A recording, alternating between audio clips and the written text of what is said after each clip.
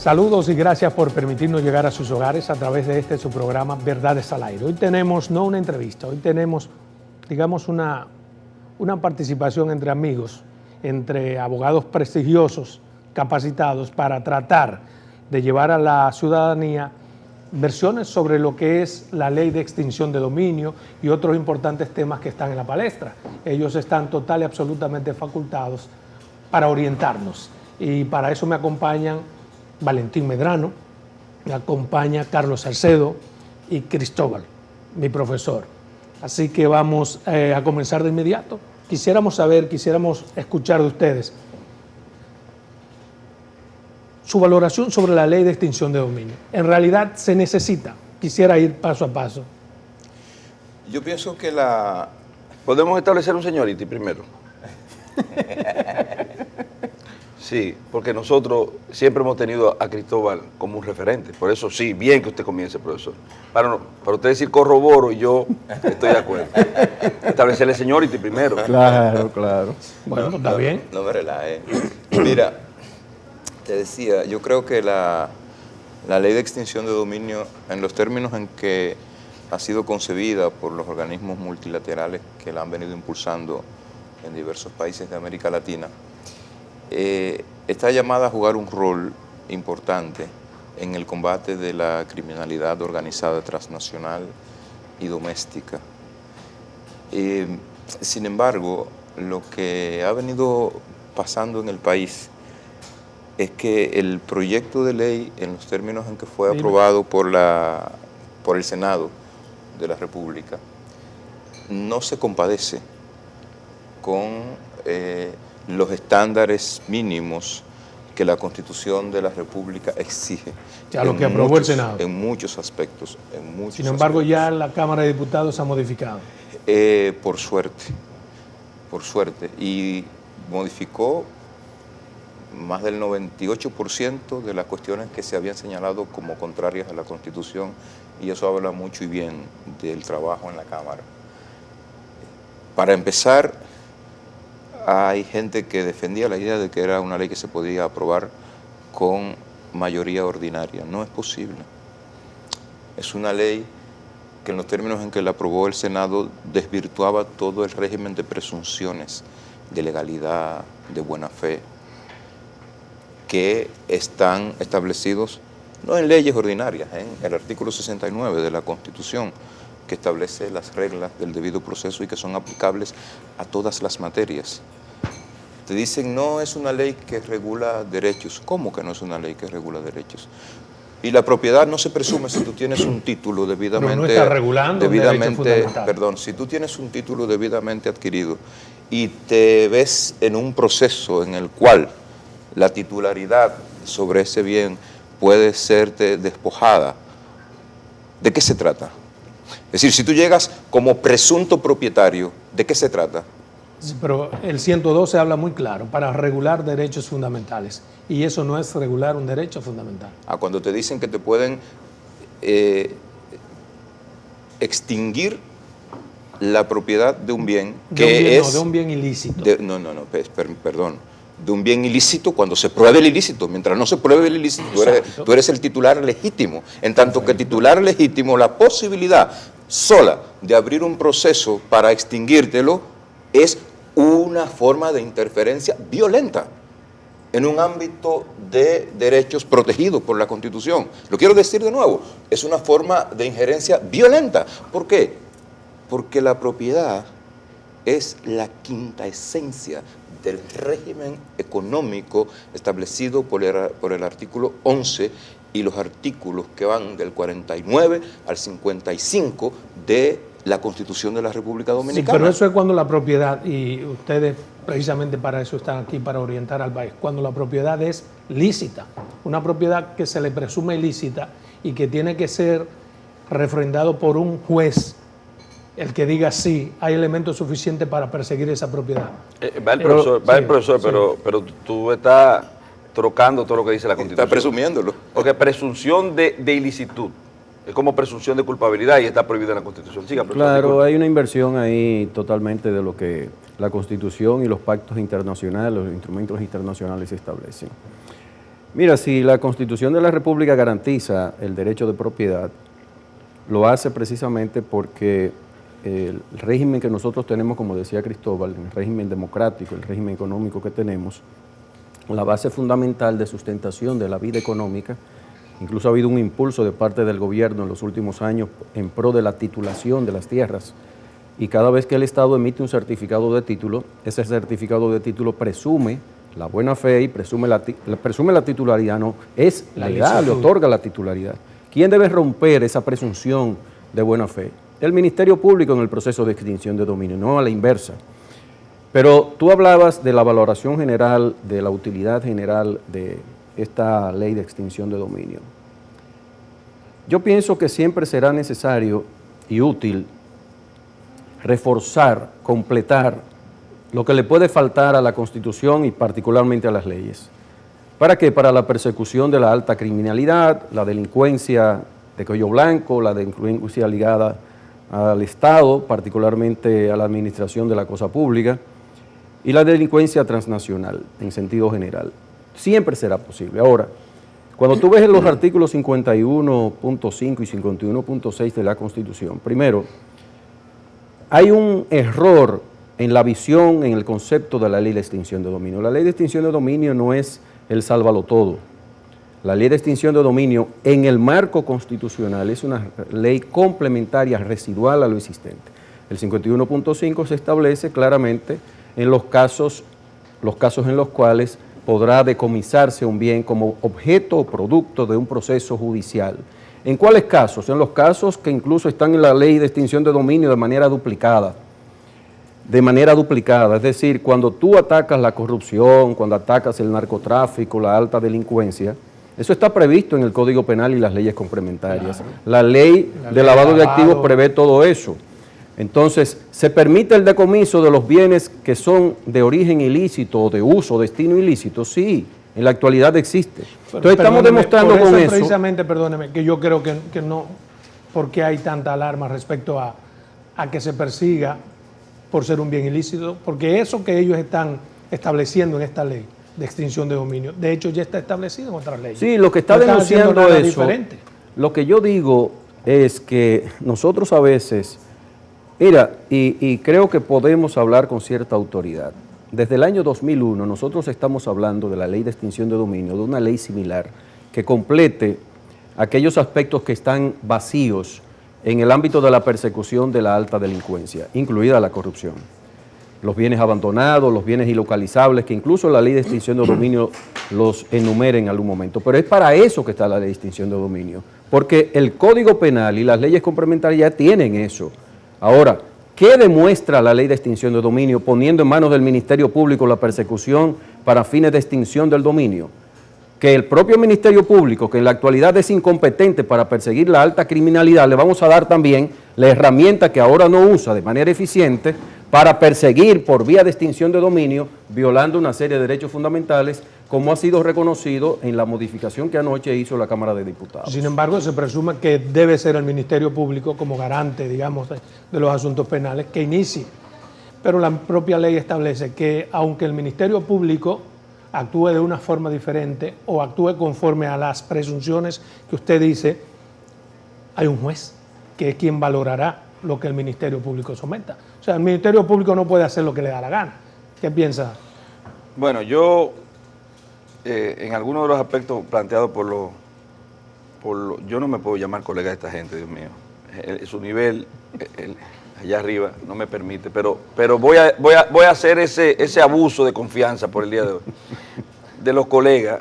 Cristóbal ha sido mi profesor muy modesto, en 5 maestrías. Oye, en 5. Ya tú sabes la calidad que él tiene. ¿Quién? ¿Cuál? Yo he sido alumno de Cristóbal en 5 maestrías. Yo también he sido alumno de Cristóbal. Sí, entonces, un alumno muy aventajado. Muchas gracias. Por lo que pero yo creo, primero, en el ámbito de la necesariedad, tengo que disentir un poco de mi maestro, porque yo no creo que sea necesaria la ley de extinción de dominio. Si tal vez haya la necesidad de llenar algunos vericuetos de la ley de lavado de activos que tiene la misma característica. Y creo que es un subterfugio. La ley de extinción de dominio es un engaño, una forma de estafar incluso la sensibilidad de una nación que quiere y que le han vendido que eso sirve para recuperar lo robado, etcétera, etcétera. Pero también es una estafa a la Constitución de la República, las garantías penales sustantivas. Y digo penales sustantivas. ¿Por qué es una estafa? Penales sustantivas porque tú no puedes discutir un ilícito, una transgresión a las disposiciones punibles, ilícito, fuera del marco o fuera del ámbito del derecho penal. ¿Y qué es la ley de extinción de dominio? Sacar, por ejemplo, vamos a probar narcotráfico. Eso es producto del narcotráfico, pero no vamos a discutir narcotráfico en la sede natural del derecho penal, sino la vamos a llevar a un derecho inexistente, porque en la definición de autonomía ellos dicen que ni es derecho civil, ni es derecho administrativo, ni es derecho penal, es una cosa nueva. Pero queda dentro del ámbito de lo penal, porque mira incluso quién va a tener la supremacía sobre los ilícitos. Ajá, y las garantías penales sustantivas que establece la Constitución de la República le amparan. Te voy a poner una. El mismo juez. Te voy a poner una, sencilla, artículo 69, numeral 2, lo que decía el profesor, mi maestro, el referente siempre, Cristóbal Rodríguez, decía, no te vayas lejos, quédate en el 69 de la Constitución de la República. Y te dice, numeral 2, nadie puede ser sancionado sin ser previamente oído. ¿Y cómo tú puedes ser oído en ausencia? Oído a través de alguien. Pero ¿cómo en ausencia? Claro, porque la ley de extinción de dominio permite el decomiso del bien sin que el titular, el presunto titular, esté presencialmente defendiendo ese derecho. No, porque la ley establece primero los mismos procedimientos, debido proceso y tutela judicial efectiva. Nada de eso. Establece la ley penal, sí lo establece. No, nada de eso. Del 5 al 18 están. Oiga, enunciado, pero cuando tú puedes, creo que, corríjame si me equivoco, cuando tú puedes desapropiar, vamos a poner el ejemplo que decía el profesor, de los bienes abandonados. Tú vas a expropiar ese bien, tú lo vas... ¿Y dónde está el dueño? Está abandonado. Tú no dijiste que está abandonado. No está abandonado. Entonces, ¿dónde está el titular presunto de ese bien? ¿Dónde está? Bueno, vámonos a la primera pausa comercial. Regresamos en 2 minutos en esta interesantísima conversación con estos 3 prestigiosos abogados que engalanan el país. La ley ya ha seguido su curso, independientemente de que un sector la apoye o no la apoye, y parece que hay un conflicto de visión entre senadores y diputados, pues ahora ha pasado ya para segunda lectura en la Cámara de Diputados con 37 modificaciones. ¿Qué les parece a ustedes esas modificaciones? ¿Usted cree que son certeras? ¿Realmente era necesario? ¿No pudo el Senado, al tratarse de una comisión bicameral, que es lo que yo no entiendo, haber corregido esos supuestos entuertos? Yo creo que el ejercicio democrático parlamentario que ha hecho la Cámara de Diputados, hay que felicitar a los diputados, a ese hemiciclo, a los componentes del hemiciclo. ¿Por qué? Porque el espacio más democrático que debe existir es precisamente la Cámara de Diputados, el Senado de la República. Lo que no se dio en el Senado de la República, porque las discusiones fueron monólogos, no se escuchó a la población y no se escuchó no solamente a los juristas del país, sino aquí ha opinado todo el mundo, que incluso no sabe más que la Constitución establece el principio de irretroactividad de las normas.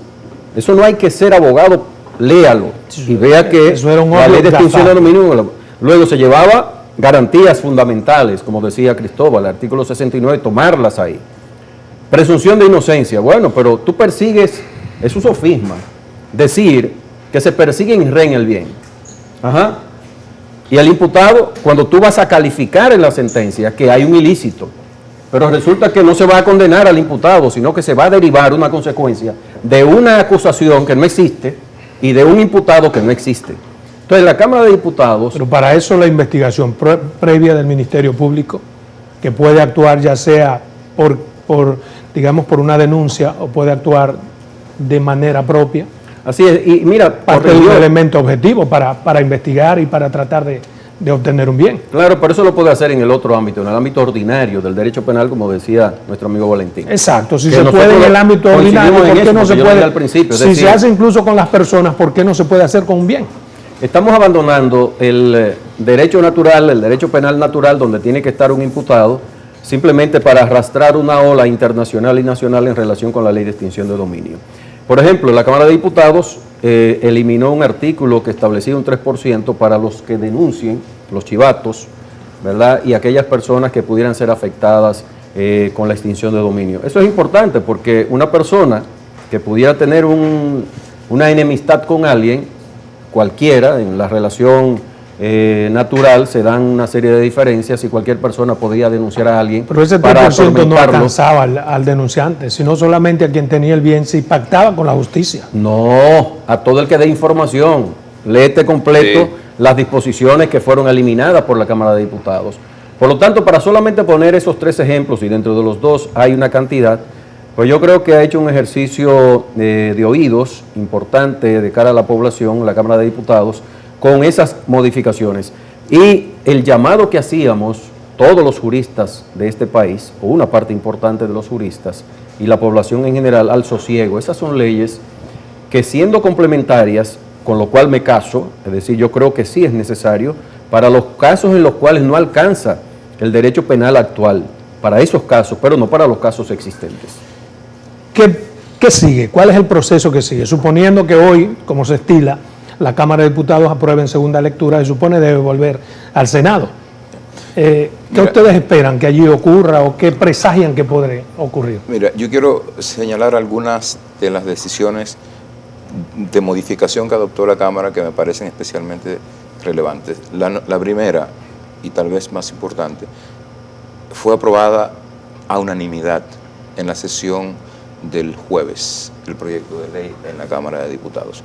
Eso en sí mismo dota a la ley, en caso de que sea aprobada, de un nivel de legitimidad superior muy superior al que originalmente se pretendía que podía llegar a alcanzar. En segundo lugar, la Cámara modificó todo el régimen de presunciones de ilicitud que llegó en el proyecto que le fue remitido del Senado. Absolutamente. En cada uno de los artículos del proyecto en el que de alguna manera se obligaba a la persona objeto del proceso de extinción de dominio a hacer diligencias que no estaban en sus manos hacer para probar la licitud del bien, fueron eliminadas, todas. En tercer lugar, acotó el ámbito jurídico de aplicación de la ley, porque te decían, es una ley para perseguir la criminalidad organizada. Sin embargo, había un artículo que te decía que la ley era aplicable frente a la comisión de cualquier ilícito penal y de cualquier infracción a cualquier norma del ordenamiento jurídico. Eso decía el proyecto aprobado por el Senado. Pero no tiene sentido al tratarse de la persecución no de una persona, sino de un bien. Pero si la persona sigue un proceso y el bien tema puede es seguir. perseguir la criminalidad organizada, ¿cómo tú puedes compatibilizar eso con decir que la vas a aplicar a cualquier ámbito del derecho? Eso no es Perdóneme, compatible. a ver si entiendo. Y les repito de nuevo. Como se trata de bienes ilícitos, ley de extinción de dominio, puede seguir persiguiendo si el bien se considera que es de manera ilícita. Eso no afecta en principio a la persona. La criminalidad organizada remite o sí, no hay términos blancos, no hay grises, o sí, a crímenes configurados como tales en el ordenamiento penal.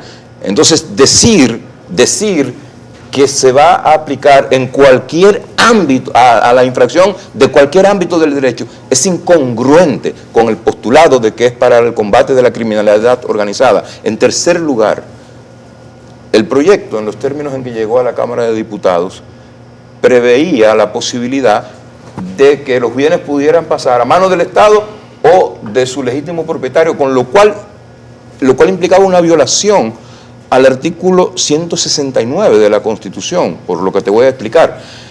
El Ministerio Público es el representante de la sociedad A cargo y a descargo. el que defiende en los tribunales penales los intereses de la sociedad, del colectivo.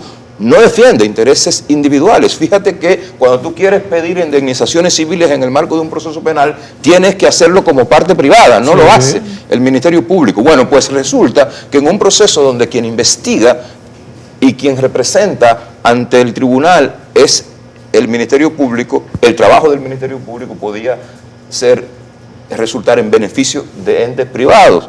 O sea, ¿por qué resulta en beneficio de un ente porque privado? acabo de decir, porque la ley prevé que el destinatario no necesariamente tiene que ser el estado del bien extinguido. Y si no es el Estado el destinatario del bien extinguido, perdón, si no es el Estado el destinatario del bien extinguido, se desnaturaliza la función misma del Ministerio Público, cuyo rol es defender el interés del Estado y nada más. Y el espíritu de esa partecita no es garantizar, por ejemplo, digamos, los beneficios o los intereses de terceros. Yo compré de buena fe a alguien que lo adquirió de forma para eso hay por qué saberlo. Para eso hay en el ordenamiento jurídico muchos procedimientos y mecanismos para la resolución de litis privadas entre propietarios o quienes se alegan ser propietarios. Pero yo me refiero precisamente antes de llegar a una litis privada, porque el bien es ilícito, se determinó a través de un juez que así lo declaró, porque ustedes están olvidando, o no están olvidando, que tiene que haber una sentencia en firme para que el bien adquiera lo de ilícito, y en lo que, para que se quite. Y en lo que la sentencia firme tenemos una cautelar que te desapropia. Claro, que te lleva de encuentro el bien. Y hay un elemento, mira, para esa cautelar llega un juez también, que es quien dice y encuentra elementos suficientes, más allá de cualquier duda razonable, que hacen presumir la ilicitud. El Ministerio Público tiene una potestad, escúchame, profesor, en la ley, con la ley 155, que no necesita de un juez. Claro. Sí, pero en este caso de ley de extinción de dominio, mira, la ley de extinción de dominio es el siamés de la ley de lavado de activos, solo que sacado, vuelvo y te reitero, del ámbito del derecho penal. Pero nosotros hemos olvidado muchas cosas. INREM, dice el profesor, maestro del derecho penal y de todos los derechos. INREM. Pero, y los edificios se construyen solos. Y los inmuebles son personas. Aparte, claro, ¿verdad? Son gente, son personas, ellos pueden defenderse a sí mismos, ellos solos, ¿verdad? Dice este inmueble, déjame apoderar al doctor abogado Cristóbal Rodríguez el bien inmueble para que él me represente. Oye, cuando tú persigues un bien inmueble, tú estás persiguiendo de forma accesoria a una persona detrás de ese bien inmueble. Esa es la realidad, ese es el otro engaño. Ahora, ¿qué hicieron los diputados? Fue la pregunta que tú hiciste ayer. Un magnífico derecho de establecer un baldón de vergüenza que deberían tener e irse al paredón. Ese engaño que tú pusiste, perdóname, tienen que aplicarlo también para las personas jurídicas. Al baldón de las lamentaciones. Siempre se ha aplicado. Entonces, no me lo quiera poner aquí ese engaño, porque existe la persona jurídica. Pero que tú dices que ese engaño siempre... Tú tendrías que aplicárselo a las personas jurídicas. Pero igual. Detrás hay el levantamiento del velo corporativo, para tú determinar responsabilidades. Tú puedes llegar desde el punto de vista penal, procesal penal, a través de la ley 479-08, que es la ley societaria en la República Dominicana, a las personas que son responsables de la persona jurídica, que como persona jurídica, ella en sí no hace nada, no motoriza nada. El bien inmueble también por igual, no hace nada. Detrás del bien inmueble, detrás de la persona jurídica, hay una persona física. Entonces, tú a esa persona física quieres afectarlo a través de un derecho fundamental que se le presume, porque no existe la presunción de ilicitud, es lo contrario, lo que existe es presunción, la presunción que existe es de no responsabilidad, presunción de inocencia, y la inocencia implica también, porque al final de cuentas tú vas a determinar la responsabilidad accesoria de la presunción de ilicitud, la ley habla. Cuando la persona que se le quiere... eso es para arrancar el proceso, para iniciar no hace la debida diligencia. Ese es ¿debida diligencia de qué? Si el fardo probatorio corresponde al Ministerio Público. La carga de la prueba no corresponde a una persona que se encuentra al margen del proceso, sino un actor procesal inicial que la prueba. Eso lo hizo ahora la Cámara de Diputados. Eso lo trocó, lo cambió la Cámara de Diputados. Pero vamos a ver, yo creo que fue un mensaje de vergüenza, debe darle vergüenza a los señores senadores que aprobaron esa cosa. Porque la Cámara de Diputados le ha dicho, le ha enmendado la plana y le ha dicho, ustedes aprobaron un asunto que ya Cristóbal Rodríguez le había dicho y otros constitucionalistas le habían dicho que, no te vayan a que eso era inconstitucional, y le habló del artículo 110 y le habló del artículo 69 y lo escribió, y a ustedes no les importó. Bueno, porque tenían su propio criterio. Tampoco tú puedes pensar que a Cristóbal, que es súper bueno, que es palabra de Dios, todo es controvertido. Eso es palabra de la Constitución, no de Dios, pero sí de la Constitución. Ahora, me permito decir lo siguiente. Sobre la Cámara de Diputados. La Cámara de Diputados, como la parábola aquella de las monedas, da a Dios lo que es de Dios y al César lo que César lo que es César. Ellos aprobaron, estuvieron con Dios y con el diablo. La Cámara de Diputados. Claro. O sea que también está mal. Mira, menos mal. El ejercicio democrático implica que hay que escuchar todas las opiniones. Y hay opiniones descabelladas, opiniones juiciosas, concordantes con la norma, discordantes, todo eso lo hay. Ahora, ante la multiplicidad de observaciones que se hicieron al seno del Senado de la República, había como un río desbordado para aprobar a como diera lugar y con el contenido que diera lugar esa ley de extinción de dominio. Y salió un Frankenstein, es decir, una pega de diferentes cosas absolutamente controvertibles, que son todas, pero contradictorias en sí mismas. Ahora, ¿qué ha hecho la Cámara de Diputados? Enderezar, pero hay temas que hay que analizar. Cristóbal se refería, por ejemplo, al Ministerio Público y al artículo 169. Pero voy a confesar, dentro de las opiniones que he dado, que son privadas, particularmente entre las observaciones y notas que he hecho, hay una inconstitucionalidad que no se ha advertido.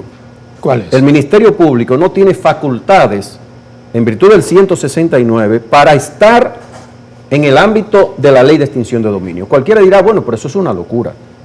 Léase el artículo 169, política de persecución de la corrupción, de la alta delincuencia y demás. La licitud no ¿A es penal. ¿A quién debe perseguir el Ministerio Público? ¿A un objeto o a una persona? A la persona. A la persona. ¿Quién es el responsable penalmente? No, pero a la persona Es primero. la persona.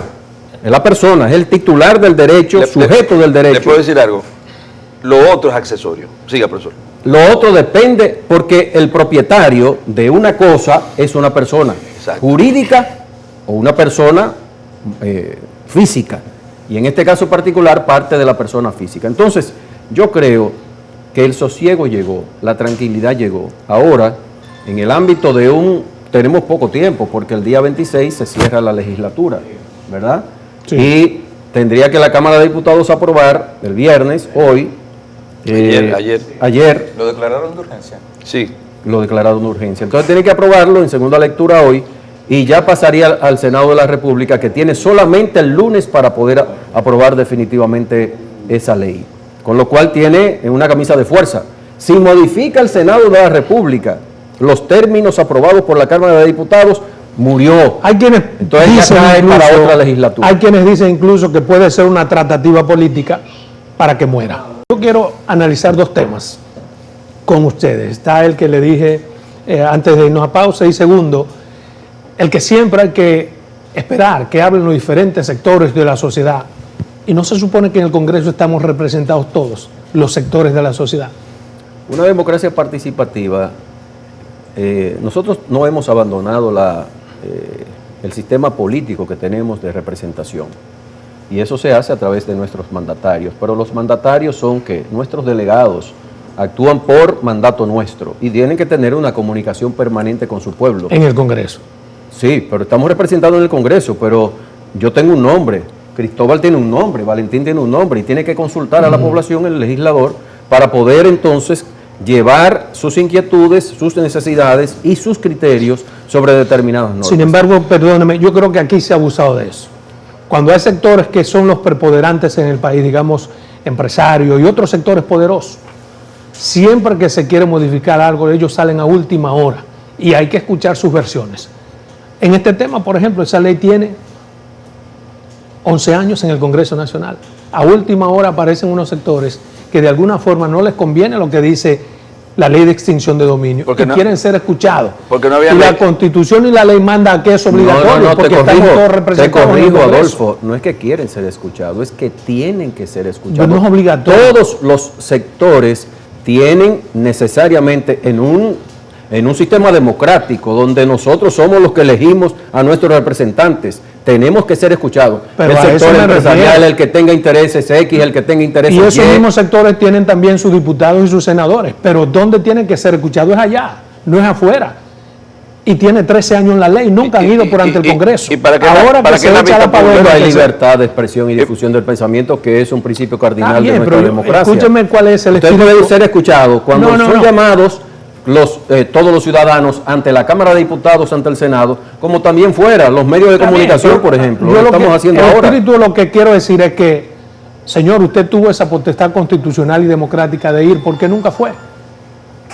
¿Por qué quiere ir ahora que faltan 2 días para la aprobación? ¿Por qué tiene que imponer su hegemonía para que se cambie una ley? ¿Por qué en aquellas ocasiones? Pasa muy a menudo en este país. Pero Adolfo, ¿por qué en aquellas ocasiones se detuvo el conocimiento de esa norma? Porque hubo serias observaciones sobre el proyecto y el Congreso Nacional no le dio vida a eso, no le dio continuidad. Ahora que se le dio vida, ha salido a relucir toda la pus de la norma. Y la pus de la norma hay que corregirla, hay que taparla, hay que suturarla. Porque ahora la Cámara de Diputados comenzó a suturar, no es que está suturado todo, ¿eh? Usted va a decir algo, profesor, porque quiero pasar después a que me digan su valoración sobre si el constitucional que tenemos tiene la suficiente madurez, la suficiente entereza como para tomar decisiones difíciles. Yo creo 2 cosas brevemente sobre tu pregunta.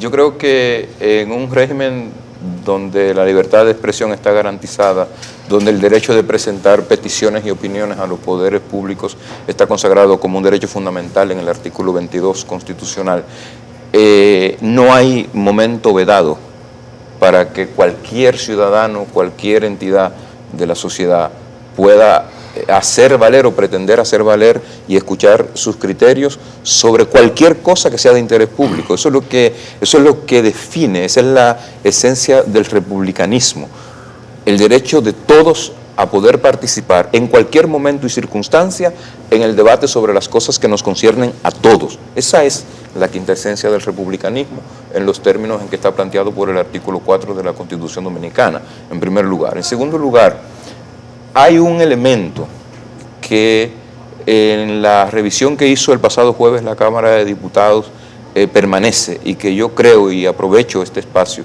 para hacer un llamado sobre el mismo, que debe ser objeto de revisión, y es el siguiente: hay un criterio de prueba que establece el proyecto aprobado que a mí me parece que no es consistente con la Constitución de la República. Es el criterio que técnicamente se conoce como el criterio de probabilidad. Es decir, una cosa parece que es cierta y parece que no es cierta a la vez.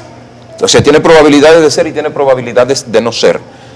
Lo que dice la ley el proyecto de ley es que si a ojos del juez es más probable que el bien tenga un origen ilícito, entonces se reputa ilícito. Y eso desvirtúa de nuevo el régimen de presunciones, porque la presunción es la de licitud. Y si la presunción es la de licitud, tanto en la procedencia como el uso del bien, la prueba, el criterio de la prueba no puede ser el de probabilidad. No puede ser el de probabilidad, tiene que ser el criterio de más allá de cualquier duda. Donde haya duda, debe adoptarse el criterio más favorable al sujeto que está siendo objeto del proceso de extinción de dominio. Hay un elemento adicional ahí. Nosotros tenemos un régimen procesal de sana crítica. Depende de las pruebas administradas en el proceso y que de manera objetiva deben ser valoradas en su conjunto, armónicamente, por parte del juez al momento de la decisión. Claro. Traspasando eso al juicio de extinción de dominio, que baña todo el debido proceso y garantías al proceso, aunque sea llamado sui generis, no penal, no civil, no administrativo, la Corte Interamericana lo ha dicho claramente, baña todo el proceso, irradia todo el proceso, no importa que sea civil, penal, laboral, el que sea.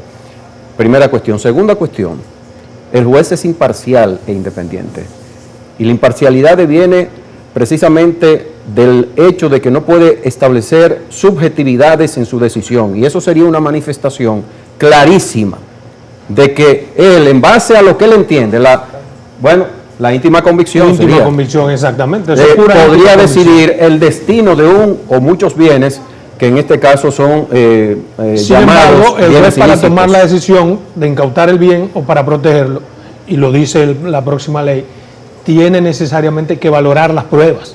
O sea, que la subjetividad pero hay una contradicción, eso es lo que dice precisamente. Parecería exactamente. No parecería, hay una contradicción evidente en la norma y eso evidentemente hay que corregirlo. Lógicamente, por la prontitud no creo que dé tiempo a hacerlo. ¿Por qué tú crees que sacan el proyecto del ámbito del derecho penal? porque el indubio pro reo, por ejemplo, el artículo 25 del Código Procesal Penal, y lo que tiene que ver con la forma de interpretación de la norma y la valoración de la prueba que manda la normativa procesal penal, la forma en que la prueba es lícita, la licitud de la prueba, en los artículos 26, 166 y siguientes, te lo sacan de golpe y porrazo. Ahí, como tú has dicho, reinauguran la íntima convicción.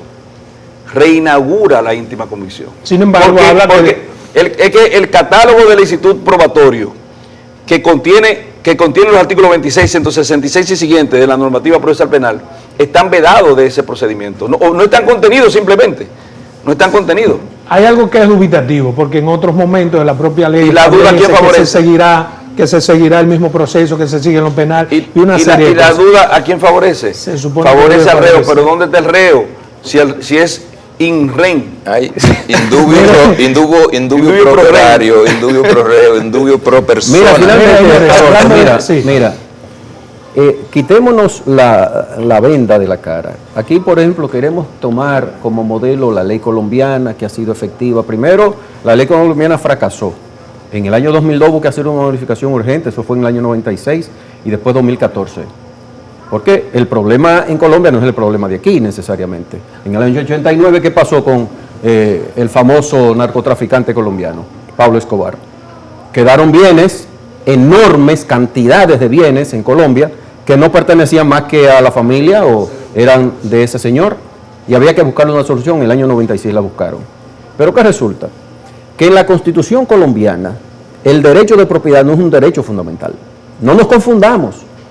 ¿Por qué? Porque allá es simplemente de interés social la propiedad. Entonces ya eso envuelve una serie de consideraciones de naturaleza constitucional que son diferentes. En esta ley de extinción cuando habla, por ejemplo, de la proporcionalidad en la aplicación. O sea, no son todos los bienes, sino de los bienes que se pueda demostrar que son producto de ilicitudes. Pero está subsanado ese... Díselo al Ministerio Público que en los procesos siempre va más. Nosotros sabemos que el derecho penal es de mínima intervención. Ahora, cuando tú tienes bienes que son lícitos y otros bienes que son ilícitos, propiedad de la misma persona, el Ministerio Público no te hace esa separación, esa proporcionalidad. Bien, pero para eso está el juez. Para eso está el juez. Y el juez hace lo mismo, porque el problema son las instituciones también. Nosotros tenemos instituciones débiles, tenemos que pensar en eso. Bueno, pues está bien. Mira, señores, yo quisiera la valoración de ustedes sobre nuestro Tribunal Constitucional. ¿Usted cree que ya ha adquirido el suficiente carácter, la suficiente personalidad como para emanar sentencias importantes en este caso sin que se cuestione?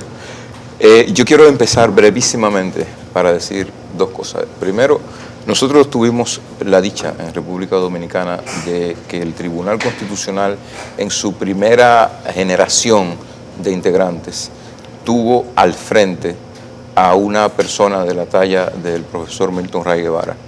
Yo creo que la catadura moral, la experiencia política, su historial diplomático, la comprensión de las cuestiones de Estado en los términos en que las comprende y las ha comprendido siempre el profesor Ray Guevara, han sido una cuestión fundamental jurídica y fundamental para lograr la búsqueda de consensos en cuestiones que en otras circunstancias simplemente hubieran sido inconsensuables.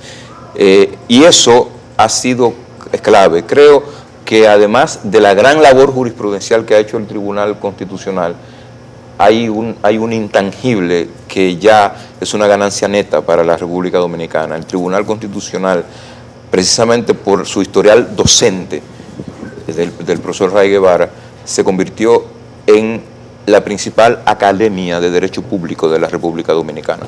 Bueno, cuando regresemos quisiera que me diga entonces por qué muchas sentencias de ese Tribunal Constitucional, que ya tiene fuerza, carácter, dignidad, no se cumplen los propios poderes del Estado. Y ya el profesor Cristóbal se me quiere ir, pero nada, sigue siendo mi adorado, mi adorado profesor. Le decía, antes de irnos a pausa, si el Tribunal Constitucional tiene ya ese carácter, esa formación, porque el tribunal no es Milton es parte del tribunal, ¿por qué no se cumplen muchas de las sentencias emanadas del Tribunal Constitucional? Cuando se supone que una sentencia del Tribunal Constitucional hay que hacerle deferencia. Por lo mismo que no hay Ministerio Público Independiente, porque el tribunal no tiene poder ejecutorio, no tiene policía, no tiene forma de ejecutar las decisiones. Las decisiones él las ordena. Sí, pero y se cuando hay supone respecto a una decisión de un tribunal constitucional, ¿no debería el mismo tribunal tener esas? Pero antes de, yo quiero suscribir lo dicho por el profesor Cristóbal. Ciertamente, a veces tú dices, bueno, no se puede personalizar y si hablamos de instituciones no hablamos de personas, pero en el momento inicial de la creación, la puesta en ejecución, porque se puso en ejecución el Tribunal Constitucional unos años después de ser aprobado, un tiempo luego de ser aprobado o de ser constitucionalizado, de ser establecido en la Constitución, y esa personalidad de Don Milton fue el gran ganancial, el que posibilitó que el Tribunal Constitucional se instituyera en lo que hoy es. Yo creo que hay la personalidad de Milton y los demás. Y los demás. Entonces vamos a caer en lo mismo de Miriam Germán. Pero esa personalidad de Miriam, que es non plus ultra, es lo que tiene. No, Miriam y los demás. Los demás. No está sola. Perdón, y los demás. Pero el Tribunal Constitucional ha jugado su rol. Pero por eso el tribunal, no Milton. Y te digo una cosa, yo le doy gracias a Dios por la existencia del Tribunal Constitucional, porque muchas de las cosas de los desaguisados que aquí en la República Dominicana se producen, tanto en el ámbito legislativo como en la producción de decisiones jurisdiccionales que son atacadas por recursos de revisión constitucional, gracias al Tribunal Constitucional por sanear esa situación. Bien. ¿Tú recuerdas, Adolfo, que había mucho escozor en relación con la constitución del Tribunal Constitucional? Yo recuerdo incluso palabras del otrora presidente de la Suprema Corte de Justicia, Jorge Suberoiza, que hablaba del choque de trenes. Se iba a producir un choque de trenes y un diálogo inexistente entre los poderes del Estado, porque cómo era que había un órgano de cierre, no son las palabras de Jorge Suberoiza, nuestro querido amigo y excelente presidente de la Suprema Corte de Justicia en su tiempo, pero evidentemente que se venía de alguna manera, se podía ver que en el ejercicio un órgano de cierre como el Tribunal Constitucional con sus decisiones iba a enmendar planas a tribunales inferiores.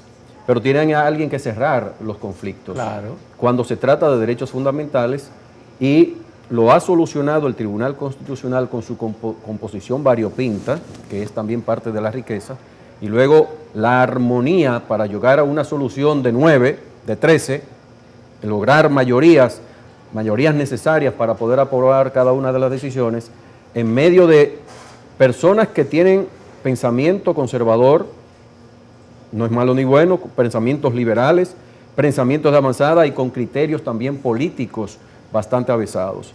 Yo creo que esa confluencia de fuerzas diferentes y la coordinación general para que se llegue a decisiones trascendentes, como ha producido el Tribunal Constitucional, es de destacar. Ahora, el principal aspecto, y he escrito sobre eso incluso en obras colectivas internacionales, el principal aspecto es la falta de ejecución de las decisiones del Tribunal Constitucional, que no tiene dientes.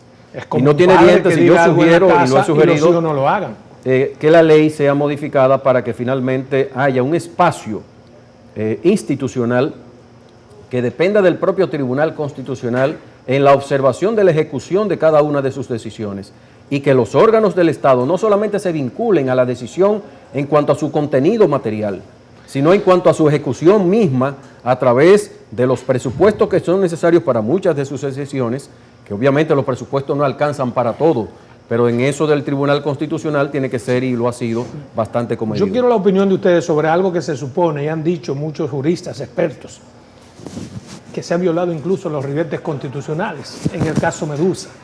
¿Ustedes han visto violación a la tutela judicial y al debido proceso? Pueden... Mira, Adolfo, yo voy a dar una opinión que muchas veces la gente piensa que porque uno es abogado de diferentes casos de corrupción, del lado de la defensa, soy abogado también del lado de la acusación. Por eso quería comenzar con Cristóbal. Doy opiniones parcializadas. Yo creo que en la historia nuestra está, durante todo el tiempo, que hemos defendido la institucionalidad y la democracia, los derechos y garantías que en cada caso protegen a todos los imputados. El Ministerio Público tiene un mal de origen en la investigación. Después de la investigación preliminar, en cuyo caso es reservada, en cuyo caso es secreta, a partir de la apertura de la investigación, que es la fase preparatoria, cuando ya pasa una medida de coerción, los imputados forman parte de la investigación. Hay que transparentarle absolutamente toda la carpeta fiscal. Eso implica Pero cada se pierde una de el las secreto, actuaciones. ¿no? ¿Cómo? Pero ahí ya se pierde el monopolio de la información y ya no hay secreto. Pero que Porque eso lo se le da establece el parte- 290 del Código Procesal Exacto. Penal. Yo se lo ¿Por digo. qué? Porque hay la tutela de derechos, las garantías de los derechos en el proceso. ¿Para qué?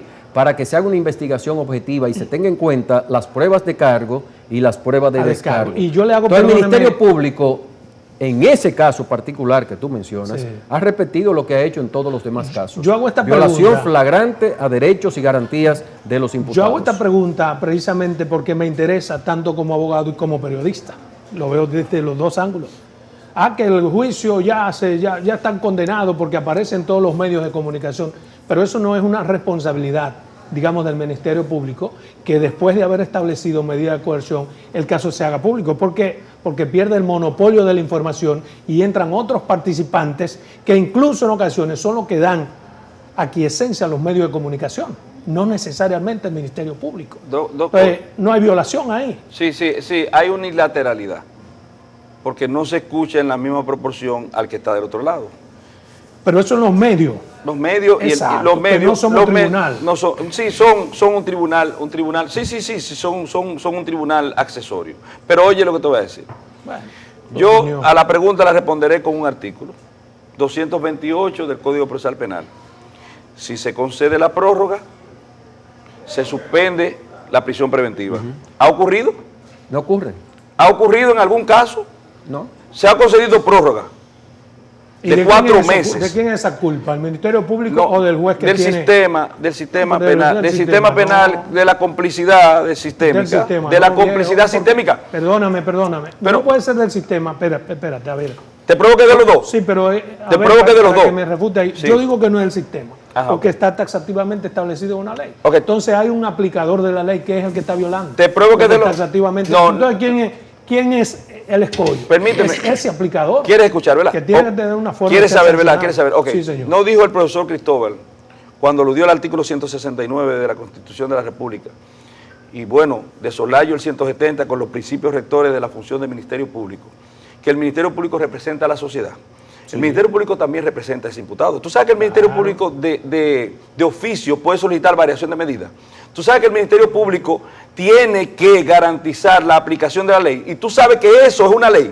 Entonces es la obligación del Ministerio Público decir, sí, magistrada, mire, solicitamos que se amplíe. Se otorgó, magistrada, solicitamos que se varíe la medida de coerción, Pero que se digamos que sustituya. el- Porque no lo dice Valentín Medrano, escúchame, porque no lo dice mi profesor ni mi profesor, lo dice el artículo 228. ¿O me equivoco? Asumo como bueno y válido lo que dices. Sin embargo, hay un aplicador de la ley que es el responsable de evitar esos Sí, pero tú le quieres quitar No, carga pero- de responsabilidad al Ministerio No, Público. no, El aplicador es cómplice. Pero espera. Oye, el aplicador es cómplice. Está Sí, bien. lo es. Yo no estoy discutiendo la complicidad. Bueno, yo lo dije. Bueno, pero está bien. Ok. Yo lo que quiero es de ustedes, que son los expertos, que le digan al país quién es el verdadero responsable.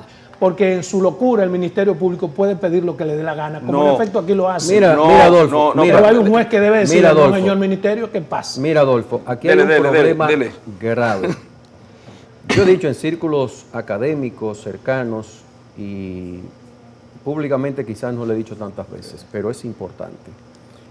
El día que los aplicadores de la ley, los jueces, declaren nulos los procedimientos de investigación llevados en violación a la transparencia frente a los imputados en el proceso de investigación, que declaren nulo todo el proceso, como manda la Constitución y la ley, comenzará a hacerse derecho penal en la República Dominicana, derecho procesal nítido, auténtico. No Entonces, se está haciendo. Está de alguna forma de acuerdo con lo que digo, que ese aplicador de la ley es que tiene la responsabilidad máxima. Mira, Cristóbal, ¿qué dice? yo quiero decir dos cosas. En primer lugar, yo creo que tú planteaste el caso concreto, el caso Medusa, del caso Medusa hablaste. Yo creo que ese proceso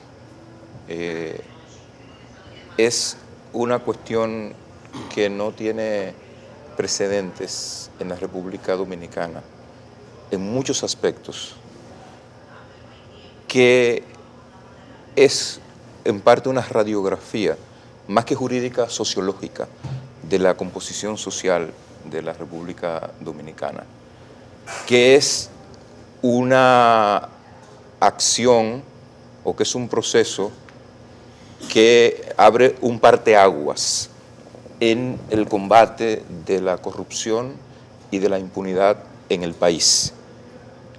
Al mismo tiempo que te digo eso, te digo, no solo en ese proceso, en general, hay un problema estructural con el tema de la prisión preventiva en el sistema de justicia penal de la República Dominicana. Sí, y lo hay porque la Constitución y el Código Procesal Penal la contemplan como una medida excepcionalísima, no excepcional, excepcionalísima, y sin embargo se ha convertido en regla. Yeah. Si se ha convertido en regla, entonces el sistema en ese aspecto está actuando de espaldas a la Constitución. Está actuando de espaldas a la Constitución. ¿Quién es el responsable? Al final, quien debe tener la decisión es el juez. Perfecto. Pero yo sumo un elemento. De manera deportiva se ha tomado la prisión preventiva. Es que no solamente es el juez, el ejecutor, el que pide la medida en violación de la norma o el que ratifica solicitudes de prisión preventiva cuando llegue el 228 de cese de la medida y en base a un populismo penal mal llevado, mal concebido o a un proceso penal mal concebido que se hace populismo penal, pues Ministerio Público, representante de la sociedad y de todos los individuos que la componen, falla. Fallan los administradores e impartidores de justicia. Es decir, es una combinación, una sucesión de elementos que finalmente operan en perjuicio de la aplicación efectiva del sistema de justicia penal con la preservación de derechos fundamentales. Los tres son expertos. En 2 minutos yo quisiera que me digan entonces, como los tres son expertos y nos quedan 2 minutos, yo quisiera que me digan qué hacer en ese caso específico que usted señala. Mira, yo en reuniones cerradas, a las que a veces uno es llamado por distintos actores del sistema, la Corte Suprema de Justicia, instituciones de la sociedad civil, siempre que he ido he dicho, señores, tienen que sentarse los actores del sistema para hincarle el diente al tema de la prisión preventiva. No puede ser que siga siendo la regla. Lo he dicho en conversaciones con la Corte Suprema, lo he dicho en conversaciones con gente que trabaja, instituciones que trabajan. Pero eso tiene una razón de ser, ¿no? Usted la entiende. El por qué esa medida excepcional se ha convertido en ordinaria. Yo lo único que entiendo es que es contrario al derecho.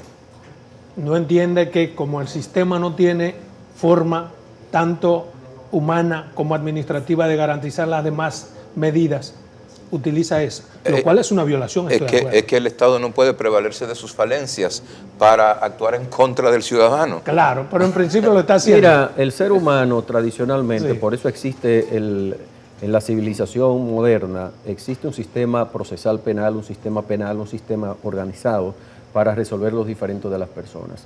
Tú recuerdas el ojo por ojo y diente por diente. Sí. Es decir, era la venganza privada. Claro. Y la venganza privada entrañaba que, bueno, el mundo se iba a acabar porque todos los ciudadanos no tenían un ente que pudiera mediar para resolver los conflictos. Se ideó el sistema de justicia para eso, para que la gente no acudiera a la propia mano para resolver sus problemas. Ahora, el sistema de justicia tiene que necesariamente responder a parámetros. Norma suprema, Constitución, instrumentos internacionales y ley. No lo está haciendo debidamente. El premio que exhibe el Ministerio Público como elemento para el aplauso es la prisión. Aquí la gente no entiende otra cosa, no entiende de derechos. Yo recuerdo, como vivo del derecho penal en gran medida, me atacan muchísimas veces, pero usted no puede hablar porque usted defiende corruptos. Pero yo defiendo individuos que están sometidos a un proceso que tienen garantías constitucionales y legales para que finalmente una sentencia determina, bien motivada, dada en derecho, pueda legitimarse, porque si no se van a caer en la corte, si hay una corte responsable. Valentín, para cerrar. Hablando de falencia sistémica y del Estado, que no puede prevalerse de sus propias faltas, es una regla de derecho. Para meter preso a la gente y llenar las cárceles y crearnos el problema que tenemos desde el punto de vista penitenciario, que tenemos un serio problema penitenciario. Pero, aparte de eso, yo te diría que te vayas a las estadísticas. Menos de un 2% de las personas que disfrutan, por así decirlo, de medidas de coerción diferentes a la prisión preventiva se evaden. menos de un 2%, y tú estás tratando de dañar a un 90 y tanto por ciento, 98% de las personas que son sometidas al proceso penal, simplemente por el festín que representa el gran, ese es el tesoro de la corona del Ministerio Público, que es la prisión.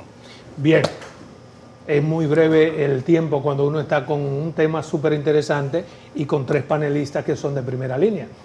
Para mí es un placer tenerlos a los 3 en este su programa Verdades al Aire. Quedé con muchas cosas por analizar, pero es natural que así sea, porque hay demasiado materia gris en esas 3 personas. Nos vemos en otra entrega de Verdades al Aire.